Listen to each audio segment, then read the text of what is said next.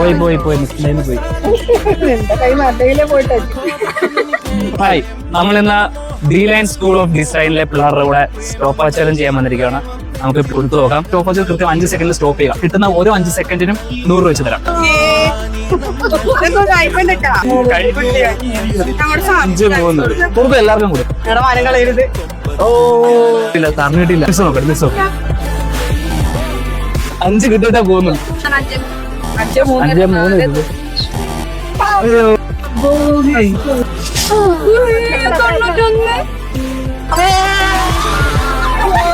5 കിട്ടിയിട്ടുണ്ട്. ഒറ്റ ക്ലിക്ക് 2-3 ക്ലിക്കായി. ഒന്നും ചെയ്തല്ലേ?